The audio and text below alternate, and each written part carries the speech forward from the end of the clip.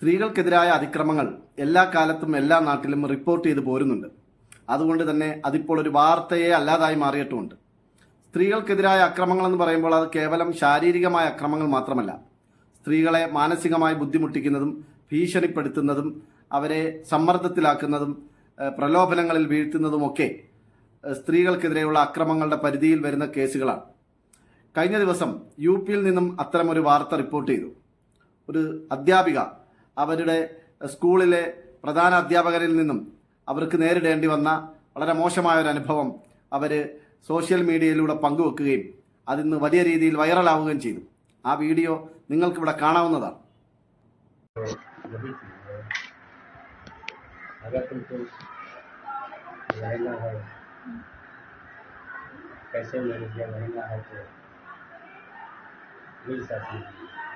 Sir कौन सी sir? नहीं sir, ये हम नहीं मानेंगे.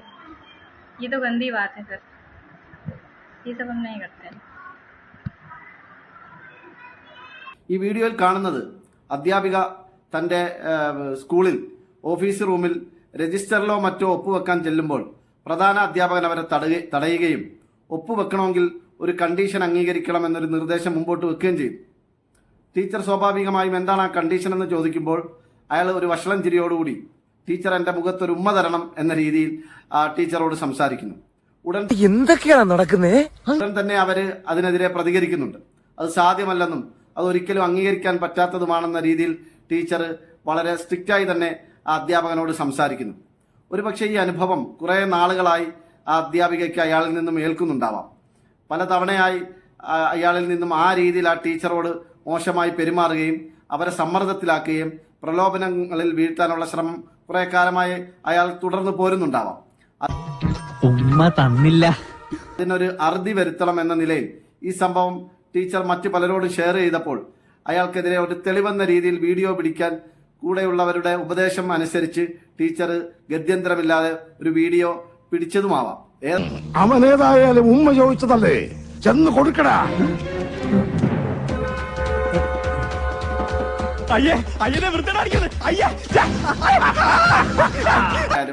ഇത്തരം സംഭവങ്ങൾ സ്കൂളുകൾ കേന്ദ്രീകരിച്ച് ആദ്യമല്ല, നമ്മുടെ നാട്ടിൽ പോലും ഇത്തരം സംഭവങ്ങൾ പലപ്പോഴായി നടന്നിട്ടുണ്ട്.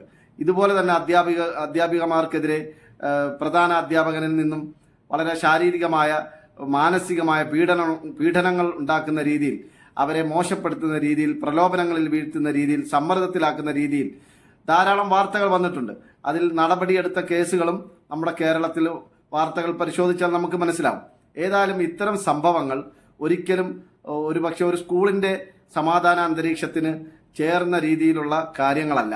ഇത്തരം സംഭവങ്ങൾ ആവർത്തിക്കപ്പെടുമ്പോൾ ഏറ്റവും ആശങ്കപ്പെടുന്നത് രക്ഷകർത്താക്കളാണ്. സ്കൂളിൽ ജോലി ചെയ്യുന്ന അധ്യാപകർക്കെതിരെ സഹ അധ്യാപകരിൽ നിന്നും ഇത്തരം അവരെ മാനസികമായിട്ടോ അവരോട് മോശമായിട്ടോ ലൈംഗിക ചുവയോടുകൂടിയൊക്കെ പെരുമാറുന്ന മറ്റ് അധ്യാപകരുടെ പ്രവൃത്തി കൂടുതൽ പ്രശ്നങ്ങളിലേക്ക് പോകുകയും അത് സ്കൂളിൻ്റെ തന്നെ ഒരു സമാധാന അന്തരീക്ഷത്തെ ബാധിക്കുകയും ചെയ്യും.